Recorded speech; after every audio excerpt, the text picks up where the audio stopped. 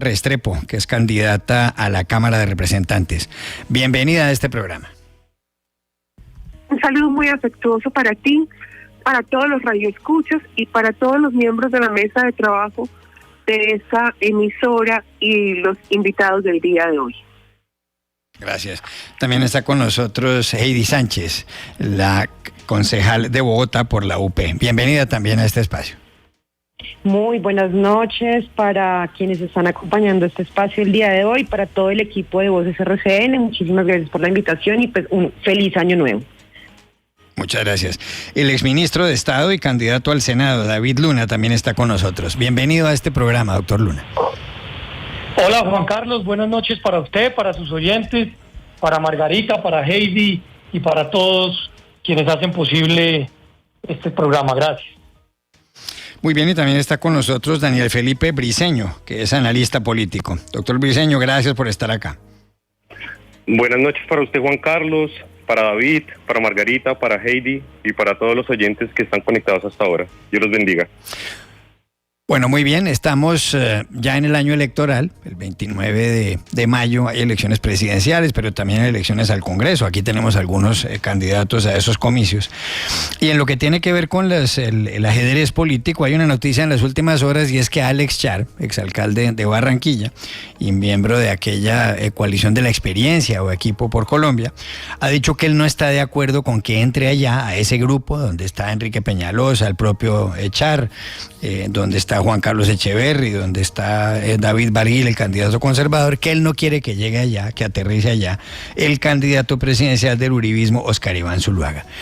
En opinión de ustedes, ¿qué consecuencias tiene esto? ¿Le complica la vida a Óscar Iván Zuluaga o se la complicará más bien al candidato que surja de esa coalición porque puede perder en número de votos, como dicen algunos analistas, con Óscar Iván Zuluaga? Aquí ¿cómo queda el asunto? David Luna. Yo estoy de acuerdo con la posición de Enrique Peñalosa, de Alex Char y con Dilian Francisca Toro, que han dicho que esa es una coalición de personas que se concentran en los resultados de las gestiones locales. Es gente que ha demostrado ejecutorias con pruebas palpables y en ese sentido me parece que lo que han querido hacer de tiempo atrás no es nada distinto que demostrar con hechos y con propuestas que pueden hacer gestiones para resolverle los problemas a la gente, no para generar debate político o para generar obviamente polarización electoral. Motivo por el cual me parece que es una decisión que se esperaba, no le veo mayor importancia y obviamente pues el doctor Zuluaga, como algunos otros candidatos que han manifestado no estar en las consultas, pues tendrán que tomar determinaciones y decisiones. Acá lo que importa es que esta consulta y seguramente otras pues piensen en cuáles son las respuestas a los problemas de la gente y no en esos cálculos electorales que seguramente nos distraen para conseguir la verdadera apoyo de la ciudadanía. Pero, doctor Luna, ¿usted electoralmente quién cree que sale favorecido aquí? Porque es verdad que los principios están por encima de las matemáticas y tal, pero también es cierto que las elecciones se ganan con votos. Aquí el que saca más votos gana y el que no saca suficientes pierde. ¿Usted quién cree que sale aquí favorecido electoralmente hablando? ¿Óscar Iván Zuluaga o el candidato de Equipo por Colombia? Porque si todos esos van a la primera vuelta, pues uno no sabe quién saque más votos. Por supuesto que las elecciones se ganan con votos. Y los votos se consiguen con propuestas y sobre todo con posiciones claras para resolver los problemas de la gente. Yo creo que los candidatos de la coalición de la experiencia han sido claros en señalar que armaron un equipo, están poniendo los nombres a consideración y creen que si reciben un candidato diferente a los que están, restan votos en vez de sumar. Por eso creo que la respuesta y obviamente la determinación es la correcta. No incluir a más candidatos dentro de ese proceso. ¿Está de acuerdo con David Luna, Margarita Restrepo? No, la verdad es que no estoy de acuerdo con el doctor Luna. Definitivamente pienso que si vamos a hablar de mostrar ejecutorias y de mostrar hechos, pues Óscar Iván se ha caracterizado por ser un gran ejecutor. Y los cargos que ha desempeñado siempre los ha desempeñado con gran distinción y ha dejado el nombre de él, de Colombia y del partido que ha representado en alto. Lo hizo cuando fue alcalde de su pueblo, pero también lo hizo cuando fue ministro de Hacienda de Colombia. fue el mejor ministro de la región, de hecho, y cogió una economía que en el 2002, según el Banco Mundial, no era viable, y la entregaron en el 2010, siendo la estrella de la economía y el desarrollo económico de toda la región. Entonces pienso que si se trata de ejecutores, pues yo creo que Óscar Iván es un gran ejecutor, pero también pienso que es fundamental, dadas las circunstancias del país, hablar de una coalición. Como están las cosas, las alianzas son fundamentales, si no lo que vamos a hacer es abrirle una puerta a la izquierda, es dejarle el camino libre a la izquierda, y esto no es un tema de egos. Yo pienso que puede haber de pronto un poquito de temor frente al voto de Óscar Iván, que de todos modos ya se hizo contar, que de todos modos es una persona que viene de sacar casi 8 millones de votos. Él ha venido recorriendo el país, tiene un trabajo responsable y juicioso, pero además hay algo que también me llama la atención, porque el doctor Luna hablaba de polarización, y ese tipo de declaraciones del señor Char lo que hacen es eso, polarizar. De hecho, quiero recordarles que Óscar Iván, una de las razones por la que es hoy el candidato del Centro Democrático, es porque es un hombre, además de sumamente bien preparado, de muy trabajador, muy conciliador. Los colombianos estamos cansados de una polarización y de unos líderes negativos. Necesitamos definitivamente personas que sean capaces de aglutinar. Entonces yo sí invitaría a este grupo a que definitivamente pensemos en unir, pensemos en sumar, a que con coherencia integremos fuerzas, porque es que aquí el tema no puede ser un partido político o una persona o los intereses personales de alguien. Lo que nos estamos jugando es la democracia de Colombia. Heidi Sánchez, ¿cuál es su punto de vista? Pues sinceramente me parece un show de parte de varios de los precandidatos de esta coalición, teniendo en cuenta que, pues, digamos que programáticamente comparten muchas de las visiones con el uribismo, que siguen y pues gobernaron con el uribismo en el país. Creo yo que el decir el no, o sea, la no polarización, me parece que es un discurso de alguna manera un poco hipócrita. Por ejemplo, cada vez que uno escucha a cada uno de estos precandidatos en medios, pues digamos comparten, insisto, la visión de país que tiene el uribismo. Y en ese sentido, pues amanecerá y veremos si no se unen, bien sea previa a una consulta o después de la consulta, dependiendo cómo les vaya en esas votaciones en marzo, si deciden unirse con Óscar Iván Zuluaga, teniendo en cuenta pues que hasta ahora pues no está en una coalición, pero pues que sí representa un proyecto político de país que, insisto, no dista con la coalición de la experiencia de todos Colombia.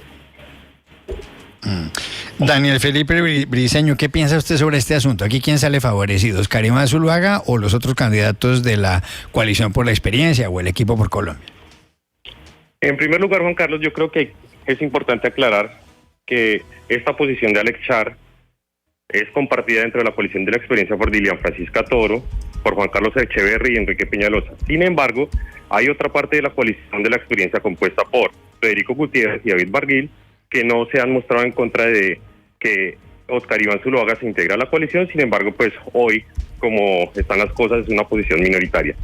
Yo, como lo veo, es una estrategia a corto plazo que está planteando la coalición de la experiencia, ya que sin Óscar Iván Zuluaga dentro de esta coalición, personalmente desde el ámbito de analista veo que le resta peso electoral de cara a la conformación de una coalición ni de una verdadera posibilidad electoral presidencial para la centroderecha y la derecha. Digamos, personalmente no creo que pueda haber una opción de poder en términos de centroderecha y derecha sin la anuencia y sin la unión del uribismo.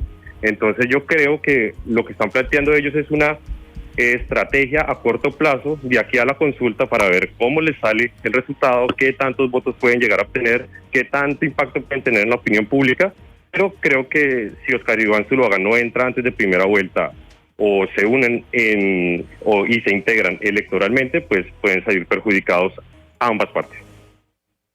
Muy bien, vamos a una pausa y ya regresamos. 7:27 p.m. Ya regresamos en Voces RCN.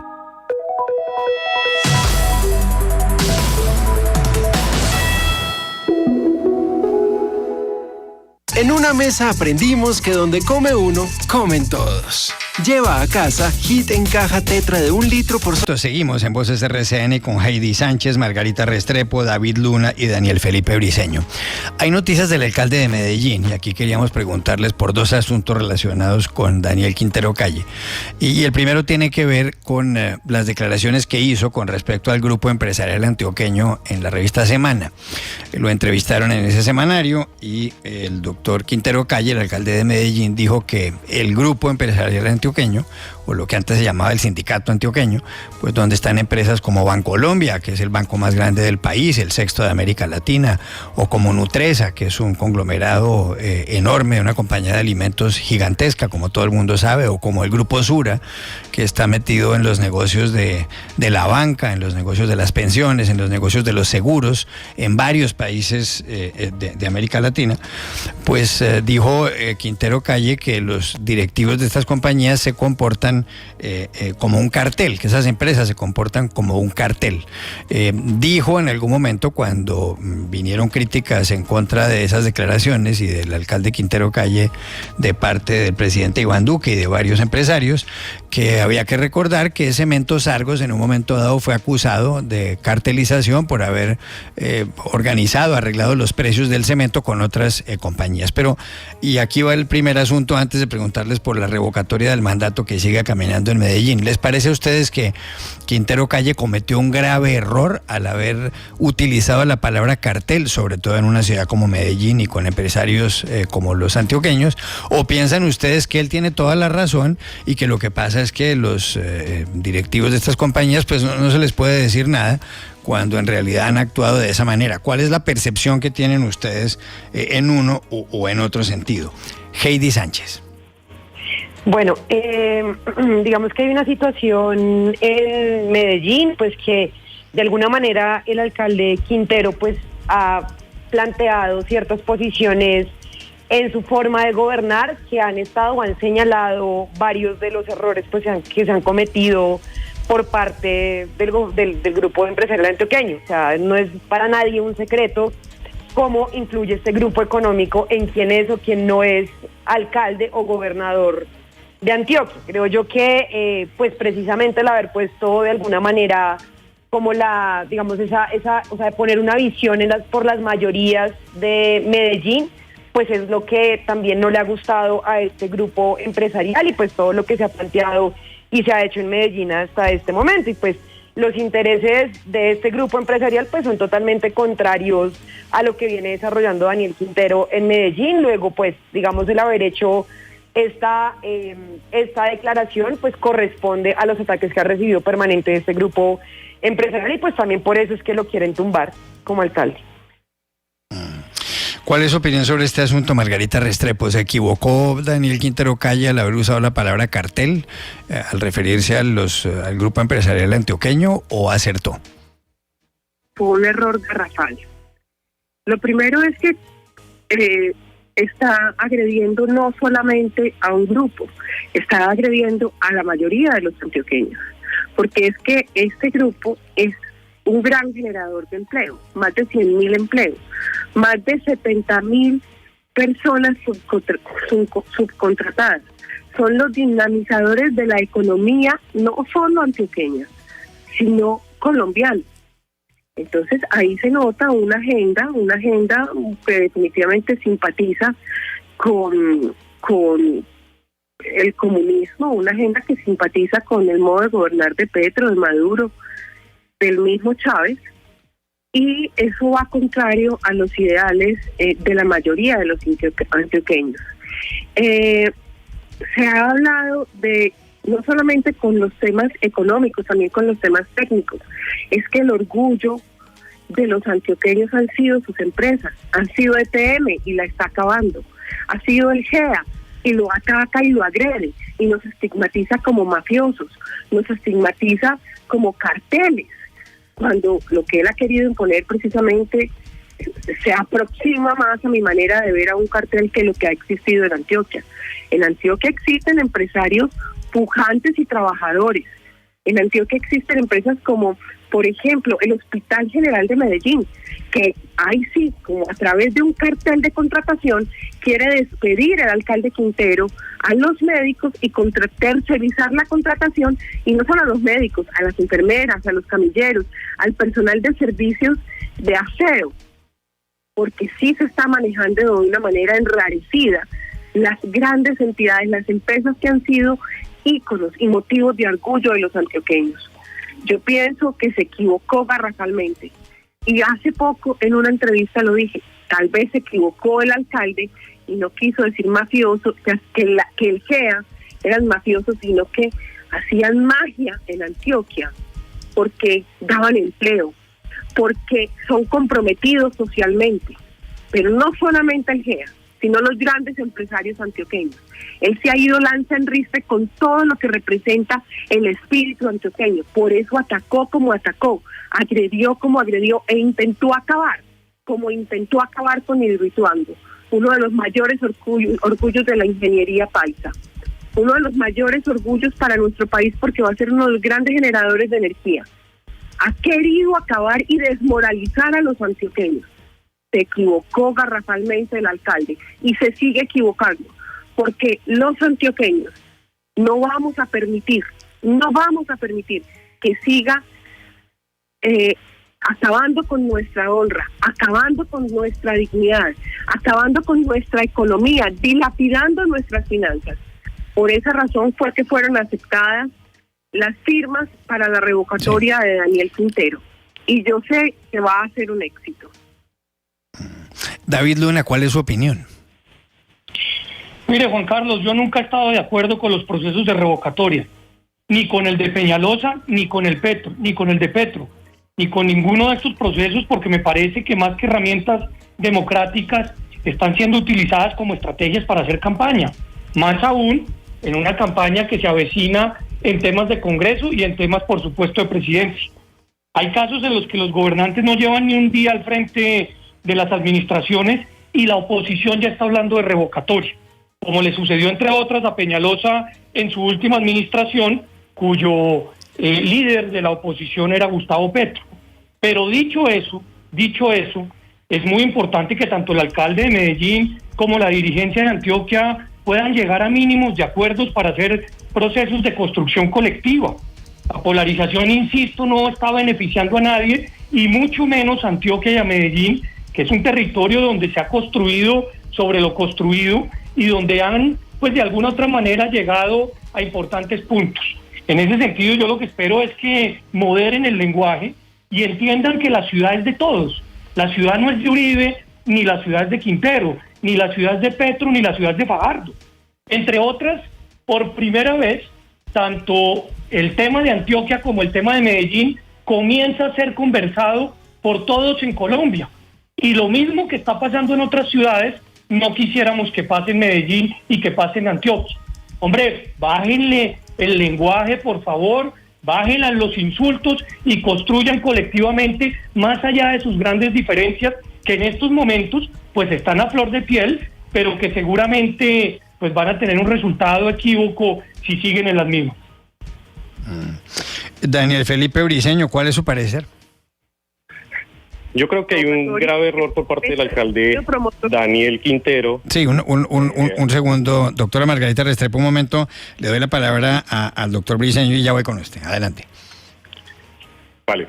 Yo creo que hay un grave error por parte del alcalde Daniel Quintero en usar el término cartel, ya que están marcando la actividad del Grupo Empresarial Antioqueño dentro de una actividad ilegal, la cartelización, la cual tiene un rango constitucional, porque lo que hace es eliminar la libre competencia. Entonces yo creo que esta cortina de humo que está levantando el alcalde Daniel Quintero al pelear con el Grupo Empresarial Antioqueño para disparar y para activar como tal la campaña en contra de su revocatoria, pues le puede salir muy cara, ya que al usar estos términos el alcalde pues está rayando ya con temas de carácter penal y injuria y calumnia. Creo que ahí está el error del alcalde Daniel Quintero. Uno puede tener, como dice David Luna, muchas diferencias con los empresarios, con los políticos, pero el grave error del alcalde Daniel Quintero está en utilizar la palabra cartel y enmarcar la actividad del grupo empresarial antioqueño dentro de la cartelización, cuando aún pues el alcalde no ha sido capaz ni siquiera de probar estas cosas. Margarita Restrepo quería agregar algo, adelante. Pues yo pienso que el doctor Luna no estará de acuerdo con la revocatoria del alcalde Daniel Quintero, porque él fue jefe de Daniel Quintero, y él en alguna medida ha sido promotor de este liderazgo, que es nefasto. Yo no sé si él puede estar de acuerdo con un liderazgo que llega a arrasar con una ciudad, a arrasar con los íconos de una ciudad desde el primer día, desde el día mismo de su posesión. Él lo primero que hizo fue decir exactamente lo que acaba de decir el doctor Luna, que la ciudad, que le iba a robar la ciudad a los que siempre la habían tenido, que la ciudad ya no era de los medellinenses, que era de él. Y así intentó, por ejemplo, otro de los grandes orgullos de Medellín ha sido su cuerpo médico, sus médicos, sus galenos, sus enfermeras, y llegó a intentar traer médicos cubanos a Medellín. Entonces yo sí pienso que aquí es evidente una intención política y que es innegable lo errático que ha sido el gobierno del señor Quintero, que negar lo errático que ha sido es perjudicarse. ¿Algo que agregar, doctor Luna? Sí, le contesto a la doctora Margarita. Quintero, claro que fue mi viceministro, lo conozco, pero eso no significa que estemos relacionados en procesos políticos. Yo no soy el jefe de Quintero, ni Quintero es mi jefe. Cosa distinta es el doctor Uribe de la doctora Margarita, que ellos no mueven una hoja sin que Uribe dé permiso o no lo dé. No, Quintero en un palo y yo trepado en otro palo. Somos dos procesos. Yo la oí, doctora Margarita, óigame usted con el mismo respeto. Yo tengo un proceso político y él tiene otro proceso político. Son distintos los procesos políticos. Yo no respondo por las obras o por las acciones de los terceros. Yo simplemente estoy diciendo que los procesos de revocatoria siempre son utilizados por la oposición para lograr generar réditos políticos. Si eso les parece correcto, adelante. Dicho eso, me parece una gran equivocación esa pugnacidad entre el empresariado antioqueño y adicionalmente la alcaldía, como también me parece una grave equivocación la pugnacidad entre los diferentes grupos empresariales. Lo que está pasando con el GEA y lo que está pasando con la familia Gilinski, pues tampoco es que nos guste a todos los colombianos, pero seguramente a algunos donde se está moviendo la acción les parece más interesante. De eso es que se trata el debate público, de poder señalar cuáles son las responsabilidades y cuáles son las acciones. Muy bien, bueno, cambio de asunto. Ha estado Gustavo Petro, senador de la República y precandidato presidencial y quien encabeza las encuestas consistentemente desde hace varios meses en España. Se reunió en las últimas horas, justamente ayer, con Pedro Sánchez, el presidente del gobierno español y el líder del Partido Socialista de ese país, del PSOE. Sánchez no recibió a Petro en el Palacio de la Moncloa, que es la residencia oficial del gobierno, sino en la sede del Partido Socialista en la calle Ferraz, en Madrid. Cosa que algunos consideran que simplemente deja claro que lo está recibiendo es en su calidad de líder del partido y no de jefe del gobierno, cosa que tampoco tendría nada de extraño dado que Gustavo Petro es un candidato. Algunas personas consideran que de esta manera está tomando partido en cierto modo en las elecciones colombianas el presidente del gobierno español. Otros piensan, y Rodrigo Lara precisamente lo escribió en la cuenta de Twitter, que esto deja claro también que la interlocución tradicional con el Partido Socialista en España, que la tenía el Partido Liberal Colombiano, se ha perdido y que ahora se la ganó Petro y que Petro está ahí. ¿Con qué ojos ven ustedes este encuentro entre Sánchez y Petro? ¿Se equivocó Sánchez al recibirlo? ¿No se equivocó? ¿Ha ganado Petro un terreno que antes tenían otras fuerzas políticas en España, fuerzas políticas colombianas como el liberalismo? ¿O eso cómo pinta? Heidi Sánchez. Bueno, yo considero que es absolutamente válido que se quiera reunir con distintos candidatos presidenciales. Esto en términos también una de las relaciones bilaterales políticas, pues que como jefe de Estado y jefe de gobierno pues les corresponde.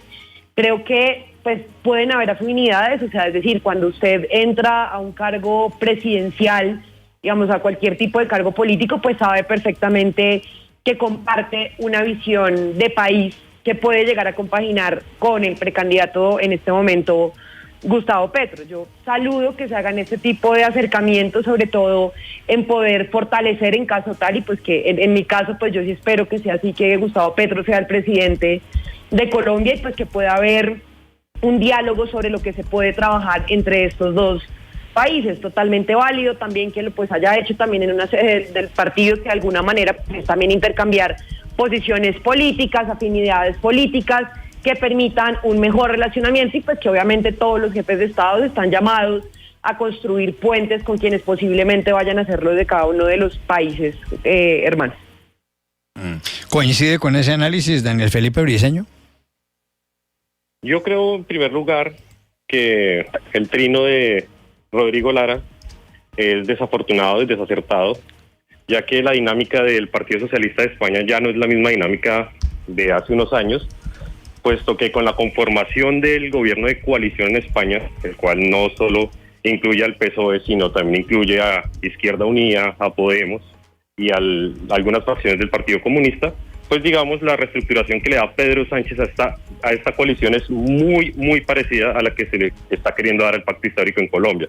Entonces, aunque la reunión más notoria de Gustavo Petro fue con el presidente de gobierno Pedro Sánchez en su calidad de secretario general del partido, hay que aclararlo, también se reunió con la ministra Díaz, con la secretaria Díaz, quien hace parte del Partido Comunista, también se reunió con la secretaria general de Podemos y en la noche tuvo reunión pues con los diferentes sindicatos, lo cual estaba presidido por Enrique Santiago y en donde asistieron pues algunos políticos también independistas y hasta Juan Carlos Monedero, el cual está investigado en estos momentos en España.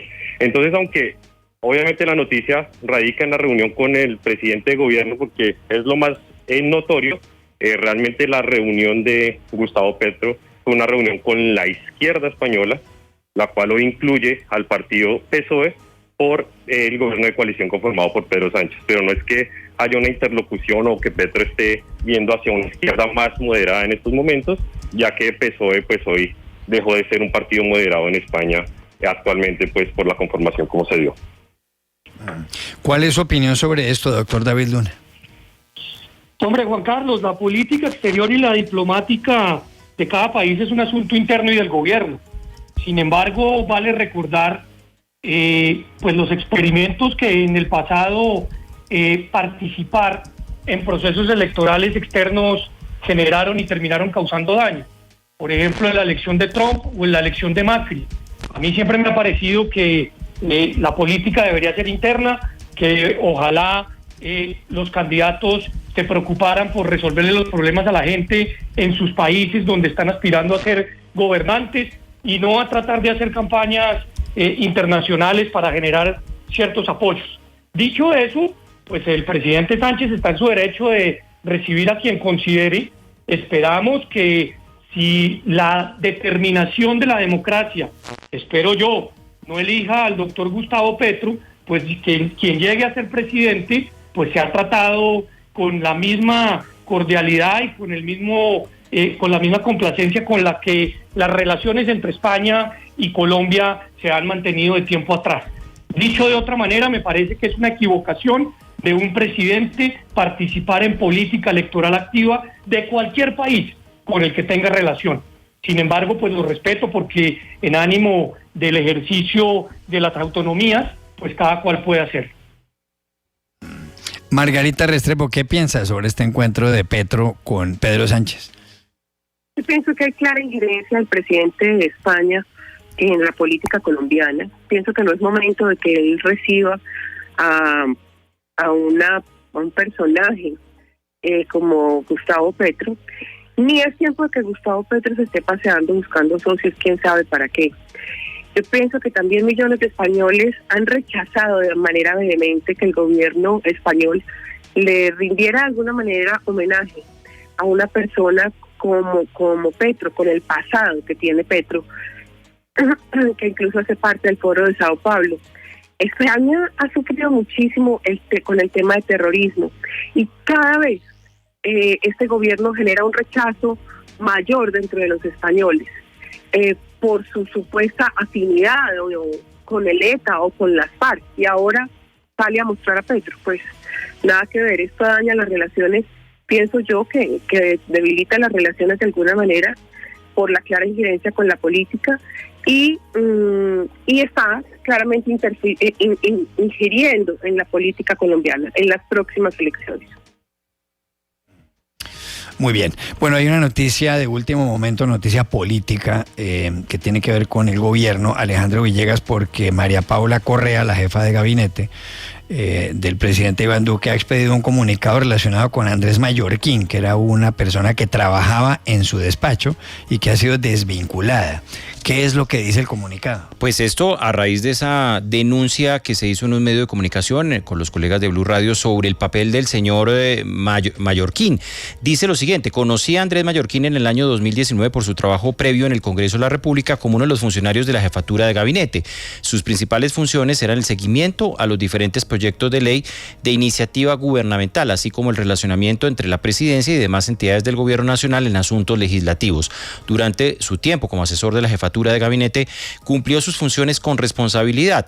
Con respecto a la información sobre los contratos que tuvo su cónyuge durante los años 2020 y 2021, me permito informar que no tenía conocimiento sobre ninguno de ellos y en ningún momento me pidió interceder ante ninguna entidad para contrato alguno. Confío en la buena fe de quienes trabajan dentro de mi equipo y rechazo de manera contundente cualquier conducta que falte a los más altos estándares éticos que debemos tener todos los funcionarios públicos. Cero tolerancia con quien utilice su cargo para favorecerse. El señor Andrés Mallorquín y su esposa deberán dar todas las explicaciones sobre los contratos que se encontraban en cabeza de ella.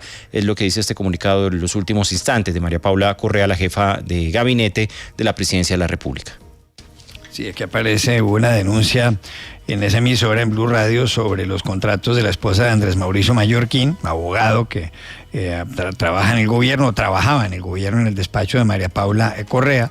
Ha sido desvinculado de su cargo y la esposa de él tenía varios contratos. Se llama Karen Lisset Baquiro. Naturalmente habrá muchas reacciones con respecto a esta noticia. ¿Les parece adecuada la reacción de la jefa de gabinete, María Paula Correa? ¿Les parece que ha debido haber más cuidado a la hora de contratar a Mallorquín? ¿O cuál es la percepción sobre este tema? Noticia, ya digo, de los últimos minutos. David Luna, ¿qué piensa usted? Hombre, pues muy lamentable. El Tesoro del Estado haciendo las veces de caja menor.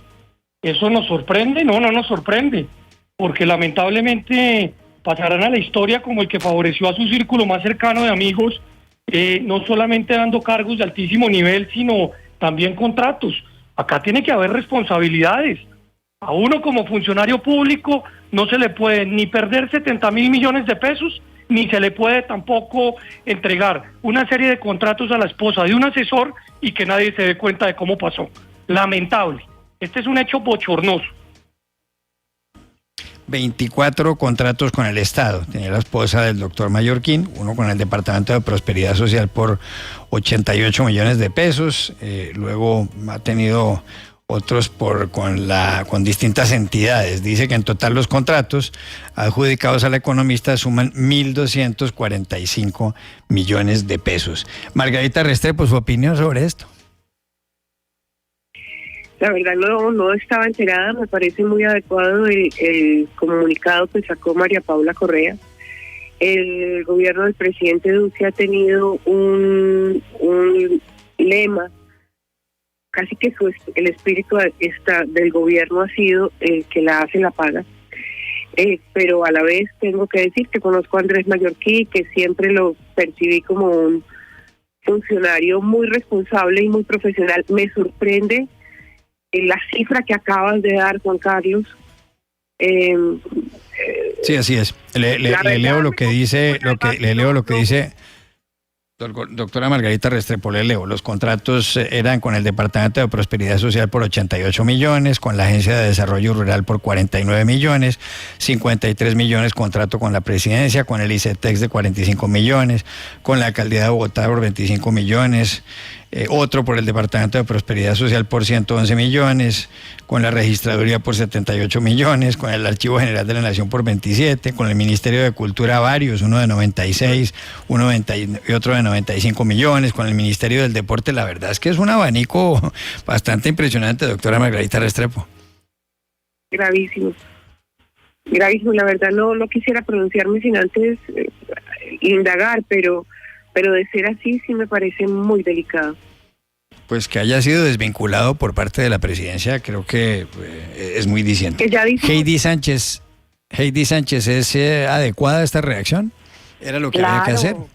Me parece bastante complejo que se juegue de esa manera con el erario público, que se juegue de esa forma con nuestros recursos, favoreciendo a la esposa de un funcionario como Andrés Mallorquín. Nos estamos hablando de 24 contratos con entidades del Estado por 1.245 millones de pesos. Se le ha vuelto carrera a esta administración, a este gobierno nacional, hacer del erario público un club de amigos donde se favorecen a familiares de altos funcionarios, donde se roban 70.000 millones de pesos y no sucede absolutamente nada. Ojalá que esto tenga sanciones disciplinarias que efectivamente sancionen con contundencia este tipo de actuar que no es bien visto y no es correcto por parte de ningún gobierno. Y ojalá haya celeridad al respecto y no simplemente se quede con un comunicado. Daniel Felipe Briceño. Juan Carlos, yo creo que uno de los grandes pecados de los gobiernos es terminar haciendo lo que tanto se criticó en campaña. Digamos, todos sabemos que esto fue una de las grandes banderas del presidente Duque como candidato. Sabíamos de muchos pecados similares que se cometieron en la administración Santos, y esas eran las grandes promesas, y pues digamos últimamente nos han acostumbrado a esta clase de escándalos. Lo que me preocupa a mí, yo creo que le preocupa a muchos ciudadanos de a pie, es que se quede únicamente en la desvinculación de Andrés Mallorquín, cuando pues realmente aquí, más allá del cargo, lo que está en juego pues es el erario público y la cantidad de contratos. Entonces yo creo que como ciudadanos deberíamos estar muy atentos a qué va a pasar con esta contratación, cuál va a ser la finalización de estos contratos, si van a seguir, si se van a revocar, si se van a tomar algunas medidas legales sobre esta contratación, porque pues lo que no nos puede pasar es que todo quede en la desvinculación de un funcionario y a los 3 días ya no nos acordemos pues de un escándalo tan inmenso como este. Entonces sí creo que deberíamos estar muy alerta a cuál va a ser el futuro de esa contratación y si realmente el gobierno va a tomar cartas en el asunto sobre esos contratos. Ya regresamos, 8 de la noche. Ya regresamos en Voces RCN. En Nocturna de RCN están los mejores invitados de la noche. Y para mí es un gusto presentar al abogado, al periodista, al ex embajador, al ex subsecretario de la Asamblea Nacional Constituyente del año 1991. Quiero saludar a don Mario Ramírez Arbeláez. Buenas noches, amigos oyentes de RCN, es la única y radio auténtica colombiana. Las charlas de Julián Parra están de lunes a viernes de 9:30 de la noche a 2:30 de la madrugada. Quiero saludar en territorio norteamericano, en los Estados Unidos, al gran intelectual hispanoparlante, a don César Vidal. Por supuesto, la alegría y la satisfacción. RCN con Margarita Restrepo y Heidi Sánchez, y también con David Luna y con Daniel Felipe Briceño. Hay noticias sobre el pico y placa, porque ahora está operando todo el día en Bogotá, y esto en las últimas horas, justamente en el día de hoy. La pregunta para ustedes, que conocen todos Bogotá, o viven en Bogotá, o manejan en Bogotá, o caminan en Bogotá, es si esto les parece una medida adecuada, si va en el sentido correcto o no. David Luna. No, Juan Carlos, no me parece adecuado. Creo que es una equivocación de la señora alcaldesa, de su equipo de movilidad. El pico y placa siempre fue concebido como una medida temporal, precisamente para lograr que se disminuyera la utilización del parque automotor. Con la implantación de un pico y placa de día completo, lo que va a suceder es que aumentará el parque automotor y evidentemente pues los trancones seguirán. Acá lo que creo que hay que meterle al manejo del tráfico en Bogotá es tecnología. De mucho tiempo atrás hemos venido señalando la necesidad de un centro de comando y atención, de una semaforización inteligente, de una utilización de sensores entre vehículos y obviamente normas de tránsito, y pues hasta el momento la solución evidentemente no es la correcta. El pico y placa de manera extendido va a aumentar el parque automotor y va a ser insostenible el manejo del mismo, no solamente por los frentes de obra que usted señaló ahora, sino adicionalmente porque evidentemente la infraestructura de la ciudad no atraviesa por su mejor momento. ¿Cuál es su opinión sobre este asunto, Heidi Sánchez? Bueno, una más de las contradicciones entre la candidata Claudia López y la alcaldesa Claudia López. Mientras era candidata no hablaba de prolongar las horas de pico y placa, y siendo alcaldesa pues nuevamente se contradice y toma medidas a las cuales no se comprometió. Pero además la forma en la que se ha referido, o sea, ya ha emprendido prácticamente una guerra en contra del vehículo particular. O sea, el vehículo particular dejó de ser un lujo a ser una herramienta de trabajo de muchísima gente en la ciudad de Bogotá. O sea, no solamente para poder trabajar, sino también para poder transportar personas en una situación de discapacidad, para mujeres cuidadoras, personas cuidadoras que deben hacer pues uso del vehículo particular, pero además de forma grosera, como si no le gusta, pues venda el carro o movilícese en cicla, cuando pues en bicicleta no es un medio de transporte para todo el mundo. O sea, una cosa es que usted se desplace de Chapinero al centro de la ciudad, o que haga como la alcaldesa, que pues tiene la bicicleta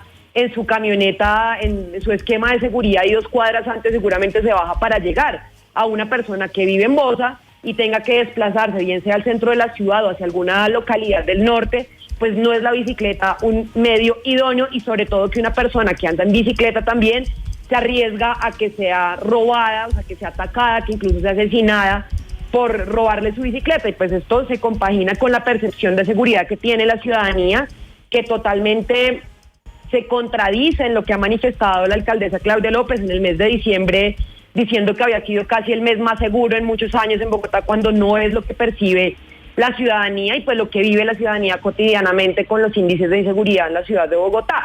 Entonces, sobre todo, y pues pone el pico y placa en estos horarios, pero además cuando le sube e incrementa el servicio de transporte público, cuestión que también había dicho que no iba a hacer en su administración. O sea, el Fondo de Estabilización Tarifaria, que es una vena rota en la ciudad, que va dirigido también a poder llenar los bolsillos de los operadores privados. Ella se comprometió a renegociar los contratos con los operadores privados de Transmilenio, y ni siquiera una sola reunión de gestión se ha hecho al respecto. Entonces, más mentiras de parte de la alcaldesa Claudia López de lo que se comprometió en campaña y no ha hecho como alcaldesa mayor de Bogotá. Y sí creo que debe recular este tipo de decisiones que toma en contra de la ciudadanía. Daniel Felipe Briceño, ¿cuál es su opinión? Juan Carlos, yo creo que el grave error de la alcaldesa está en mostrar una solución de carácter complementario como lo es el pico y placa como la gran solución de movilidad, cuando al tiempo, por medio de su plan de ordenamiento territorial decretado a finales de diciembre, dejó a la ciudad sin una gran solución de movilidad como lo es la Alo Norte, cuando también echó para atrás la nueva calle 13, que traía una gran solución en temas de transporte de carga y transporte masivo, y cuando evidentemente los bogotanos que usamos el Transmilenio todos los días nos damos cuenta que no hay una solución efectiva y no hay mejora en el servicio. Pero además de esto, remata subiendo el pasaje de Transmilenio 150 pesos, cuando el mismo concepto de la Secretaría de Movilidad era que únicamente debía subirse 100 pesos. Entonces, hay una serie de contradicciones de la alcaldesa Claudia López, que también en su afán por la caída de su popularidad trata de buscar cómo sonar, trata de buscar y mostrar soluciones rápidas, pero pues que realmente no le están generando a la ciudad ninguna solución de fondo. Esta medida pues veo que hay que evaluarla. Dice el secretario de Movilidad que tenemos que pasar unas 3 semanas para mirar los datos, y sobre todo tenemos que estar muy pendientes en cuál va a ser el impacto en el alza o no del parque automotor en Bogotá, que según experiencias durante el gobierno de Samuel Moreno, pues se incrementó. Entonces creo que por ahora es una solución, un pañito de agua tibia que la alcaldesa nos quiere mostrar como la gran solución de movilidad, pero que de fondo no está solucionando nada. Muy bien, hemos perdido el contacto por momentos con Margarita Restrepo, pero ya volveremos. Último tema del programa y lo plantea Alejandro Villegas. Y tiene que ver con la situación de orden público y que ha tenido como protagonista a la guerrilla del ELN. El caso más reciente, ese ataque contra varios uniformados del SMAT en el sector conocido como Puerto Rellena en Cali, que dejó decenas de ellos heridos. Esto luego de este atentado que se atribuyó esa guerrilla, pero también se suman los hechos recientes ocurridos en el departamento de Arauca con los asesinatos que han sucedido en varios municipios, los atentados en Cúcuta, el atentado contra el presidente de la República, en fin. Esa guerrilla nuevamente está en el centro de la atención de las autoridades. ¿Qué puede explicar esta capacidad militar que está teniendo el ELN? ¿Qué es lo que está sucediendo en torno a esa guerrilla, doctor David Luna?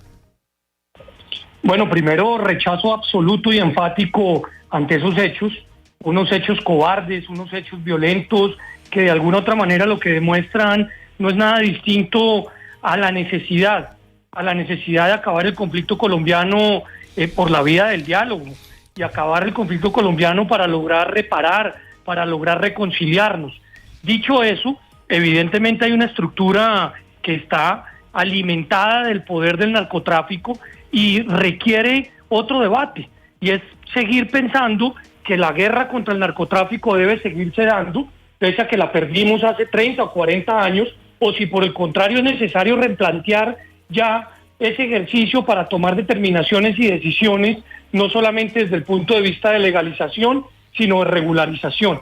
Mientras que estos debates suceden, lo que uno esperaría es que el gobierno nacional y nuestra fuerza pública actúen para poder proteger a la ciudadanía. Lo que se vivió en Arauca, pues habla por sí solo, y lo que se está viviendo en otras regiones del país, pues demuestran que es necesarísimo que hayan acciones, porque el ELN no puede pensar que a punta de bala o a punta de amenazas va a obligar a un Estado a sentarse a dialogar. No, tienen que haber condiciones, y esas condiciones son esenciales de tener presente de manera inmediata. Doctora Margarita Restrepo, ¿qué puede explicar esta capacidad militar de la guerrilla del ELN? Por lo menos esta ofensiva de los últimos meses. Yo pienso que esto no es nada más y nada menos que consecuencia del proceso de paz del gobierno Santos, que auspició la impunidad, que lo que hizo fue envalentonar a los jefes de las bandas criminales y de las guerrillas, que en algún momento pensaron en movilizarse y vieron que no, que definitivamente es un buen negocio. No fue un buen negocio para ellos como fue un buen negocio para las FARC. Entonces sí creo que definitivamente esto es consecuencia de eso, y está destruyendo el patrimonio, sobre todo de la institucionalidad en Colombia. Doctor Briceño, ¿qué está sucediendo con esa guerrilla del ELN y esta capacidad ofensiva? El grave problema que tenemos hoy con el ELN es que estamos hablando hoy de una guerrilla de carácter binacional, una guerrilla que copó de manera rápida y eficaz en la parte de Arauca, pero también la parte de la frontera y los municipios aledaños venezolanos, y hoy pues tenemos una grave confrontación en Arauca y un grave crecimiento no solo del narcotráfico, sino pues de todas las rentas de carácter ilegal, abigeato, trata de personas, extorsión y un sinnúmero de delitos, el cual está pues generando una guerra allí entre el ELN, la Nueva Marquetalia y obviamente las disidencias de las FARC de Gentil Duarte.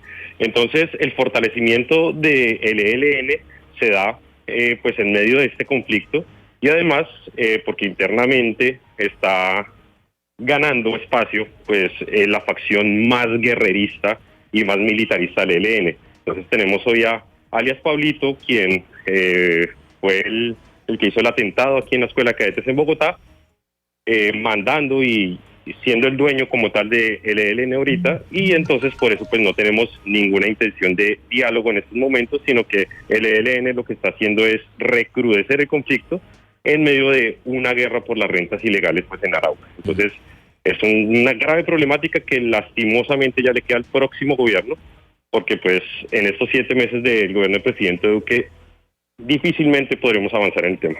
Doctora Heidi Lorena Sánchez, ¿qué puede explicar esa capacidad de daño de esa guerrilla? Bueno, primero que todo, pues rechazar de manera contundente estos actos de violencia. Lo que sucedió en Cali, en el Valle del Cauca, pues es bastante lamentable. Está demostrado en Colombia que es imposible derrotar la guerra con más guerra. No en vano pues tenemos un conflicto armado de más de 50 años en nuestro país. Yo lamento que pues este gobierno haya decidido darle una patada a la mesa de negociación que había con el ELN en su momento, y sí creo que tiene que nuevamente retomarse espacios de diálogo, obviamente pues con los mecanismos pertinentes que da el derecho internacional humanitario, pues digamos en términos de resolución de conflictos armados en cada uno de los países. Yo insisto, aquí la guerra no se combate con más guerra. Es lamentable la situación que se vive en el territorio nacional, lo que pasó en el departamento de Arauca.